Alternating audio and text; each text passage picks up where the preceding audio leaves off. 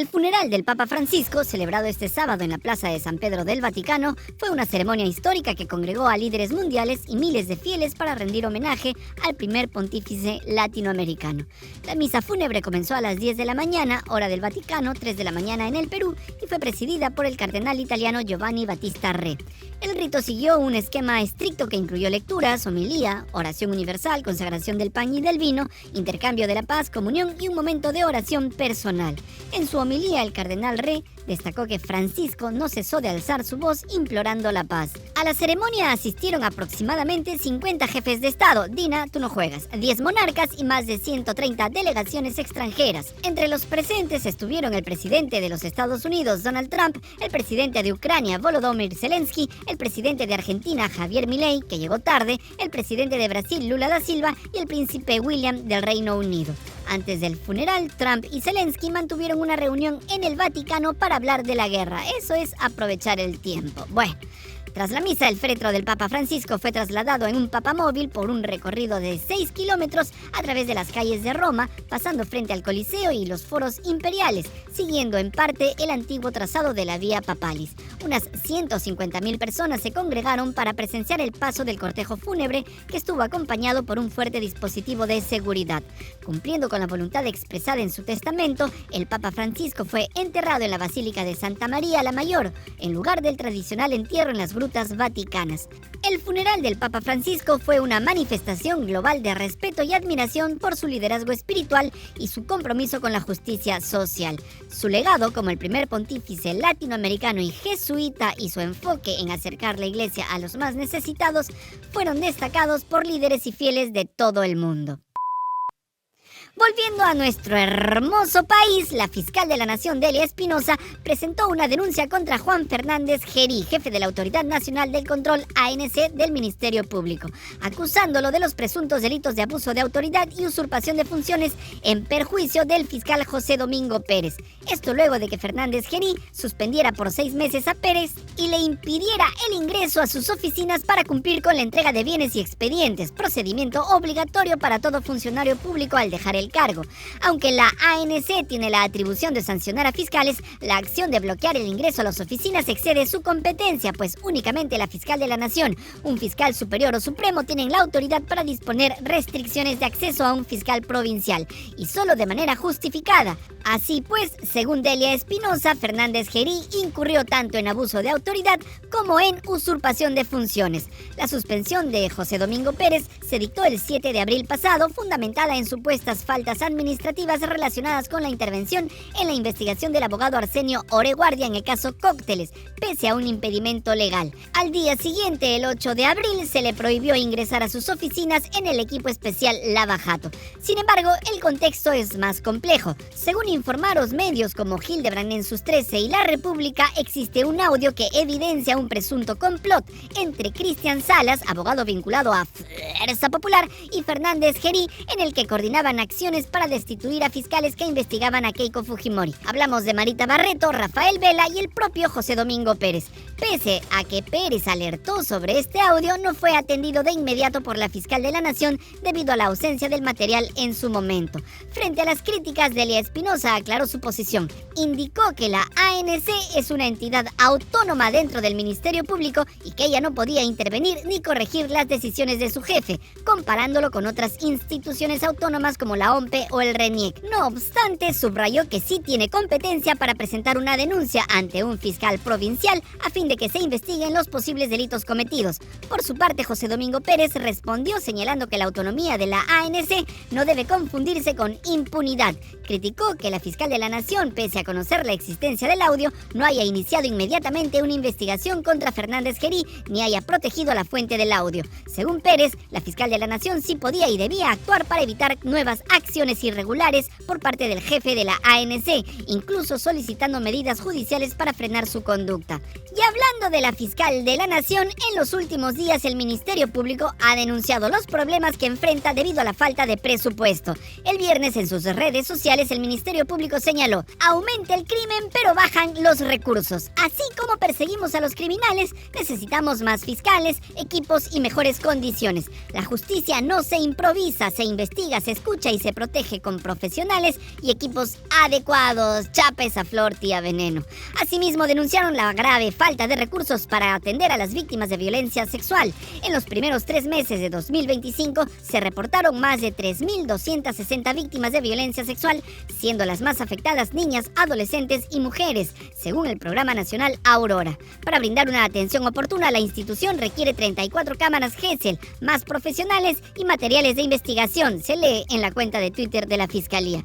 Además, el Ministerio Público señaló que solo se aprobó la quinta parte del presupuesto solicitado para 2025, lo que limita su capacidad para enfrentar delitos en aumento como extorsión, sicariato y robo agravado. La falta de recursos afecta el mantenimiento de equipos, la dotación de materiales y la contratación de personal especializado. A la fecha, el Ministerio Público espera una respuesta del Ejecutivo para una ampliación presupuestaria que permita cubrir estas necesidades urgentes. Días antes, el vocero del Ministerio Público, Víctor Cubas, había denunciado que este recorte presupuestario es una represalia directa por las investigaciones que se le han iniciado a Dina Boluarte. Según Cubas, Boluarte sostiene que no puede ser investigada por la Fiscalía de la Nación a pesar de que la Corte Suprema ya sentó jurisprudencia en el caso del expresidente Pedro Castillo. Pero vamos, tío Víctor, ¿quién necesita jurisprudencia cuando se tiene el poder del presupuesto? Además, Cubas ha señalado que desde el Ejecutivo se está llevando a cabo una campaña de desinformación para hacer creer que la Fiscalía es la responsable de la inseguridad ciudadana en el país. Otra vez, vamos, tío Víctor, tú sabes que siempre es más fácil culpar a otros que asumir responsabilidades. Pero en esta fiesta no podía faltar la mente brillante de Gustavo Adrianzen. El primer ministro y torturador de corbatas con corazón de contable y alma de burócrata decidió mandar un tremendo mensaje desde Arequipa, donde soltó su gran reflexión iluminada. Para otorgar presupuesto a una entidad pública se tiene que demostrar eficiencia. O sea, si la Fiscalía quiere más plata, primero que demuestre eficiencia y luego veremos. Bueno, ¿qué se puede decir de este sujeto? Eso pasa cuando el poder le cae del cielo a cualquier pobre burócrata con complejo de gerente mediocre que cree que administrar un país es como cuadrar la caja chica de su oficina ubicada en el Jirón Azángaro. Pero no solo eso. Según Adrianzen, reunirse con Delia Espinosa, la fiscal de la Nación, es un favor personal, como quien concede audiencia a un súbdito. La señora fiscal me ha pedido una reunión y se la he concedido, dijo, como si Delia Espinosa le hubiera rogado a los pies del Misti, y advirtió que en esa reunión seguro hablarán de cosas de interés nacional. Traducción, le van a pedir plata y él va a poner cara de no hay. La reunión se tuvo que haber llevado a cabo el viernes, pero a esta hora no se sabe en qué quedaron. Pero ahí no acabó la cátedra. Adrianzen, en modo inquisidor, preguntó con gesto de sabio iluminado cuánto ejecutó la Fiscalía de su presupuesto de inversión en 2024. Insinuó muy serio que apenas ejecutaron un 4% menos. O sea, en su cabeza brillante casi nada. Según su lógica infalible, si no gastaron todo, entonces no necesitan más plata, aunque el país esté reventado de sicarios, extorsionadores y fiscales trabajando en oficinas que se caen a pedazos. En resumen, Adrianzen exige eficiencia a punta de sermones, mientras la Fiscalía mendiga lo mínimo para hacer su trabajo. Y mientras el gobierno exige eficiencia a otros, de su lado todos notamos su fracaso para combatir la inseguridad. En un preocupante incidente ocurrido el viernes, un bus de la línea 201 del Corredor Rojo, administrado formalmente por la Autoridad de Transporte Urbano para Lima y Callao, la ATU, fue atacado por presuntos extorsionadores en el óvalo Guarochirí, distrito de Ate. Los hechos sucedieron a pocas cuadras del Estadio Monumental, cuando los sujetos intentaron entregar un paquete al conductor, quien al rechazarlo fue objeto de disparos contra el vehículo en movimiento con pasajeros a bordo. Afortunadamente no se registraron heridos ni fallecidos, aunque el evento por supuesto generó pánico entre los ocupantes, algunos de los cuales rompieron en llanto tras el ataque. Las autoridades, incluyendo efectivos de la Policía Nacional, acudieron al lugar para para iniciar las investigaciones correspondientes. El general Ábalos, vocero de la municipalidad de Ate, informó que los atacantes dejaron un mensaje amenazador, actualmente bajo análisis, y que se está revisando el archivo de las cámaras de seguridad de la zona para identificar a los responsables, quienes lograron huir con rumbo desconocido. Este episodio marca el primer ataque directo contra un bus del corredor formal gestionado por la ATU y ocurre en un contexto de prórroga del estado de emergencia en la zona por 30 días adicionales, así como la implementación de medidas restrictivas como la prohibición de que dos personas circulen en una misma motocicleta, estrategias diseñadas para combatir la delincuencia que hasta ahora no dan resultados. La ATU emitió un comunicado señalando que se activaron los seguros correspondientes para resguardar al conductor y a los pasajeros afectados. Sin embargo, este grave hecho evidencia la persistencia de redes criminales que operan en el sector del transporte, particularmente en áreas como la avenida Javier Prado, donde el transporte informal, incluyendo minivanes no reguladas, ha sido históricamente controlado por extorsionadores que cobran cupos a los conductores formales para permitirles operar. Este incidente pone en evidencia la vulnerabilidad del sistema de transporte público frente a la delincuencia organizada, que ya no solo ataca a buses y combis, sino a las unidades de un corredor vial que es regulado y administrado directamente por el Estado. Y este gobierno tiene la conciencia de hablar y exigir eficiencia a otros sectores. Y hablemos ahora de otros delincuentes uniformados y que alguna vez juraron servir a los ciudadanos. El Poder Judicial condenó al suboficial Víctor Bueno Alba a 12 años de prisión y al suboficial José Hoyos Ajib a 10 años, tras hallar los responsables del asesinato de 3 manifestantes durante el paro agrario de 2020 en La Libertad. Las víctimas fueron 2 jóvenes trabajadores agroindustriales y un menor de edad, quienes participaban en las protestas contra la llamada Ley Klimper, norma que generó un amplio rechazo social y movilizaciones masivas en el norte del país. 5 años después de los hechos, la sentencia fue dada a conocer por el semanario Hildebrand en sus 13, destacando que el fallo constituye un precedente fundamental en la lucha contra la impunidad en casos de violencia estatal. Además, podría influir en las investigaciones judiciales actualmente abiertas sobre las 49 muertes registradas durante las protestas contra el gobierno de Dina Boluarte entre diciembre de 2022 y febrero del 23.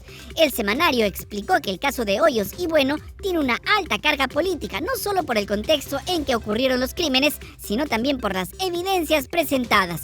Durante las protestas de diciembre de 2020, Jorge Muñoz Jiménez, de 19 años, fue asesinado de un disparo en la cabeza efectuado por el suboficial Hoyos. Por su parte, Reinaldo Reyes Ulloa, de 27 años, y un menor de iniciales KMRC, de 16, fueron abatidos por Víctor Bueno, en un hecho que fue captado por un fotógrafo, evidenciando el uso desproporcionado de la fuerza por parte de los agentes. La Coordinadora Nacional de Derechos Humanos consideró esta sentencia como un primer paso en la búsqueda de justicia y la erradicación de la impunidad, aunque advirtió que aún falta avanzar en las investigaciones hacia los altos mandos policiales y políticos responsables de las órdenes durante las represiones.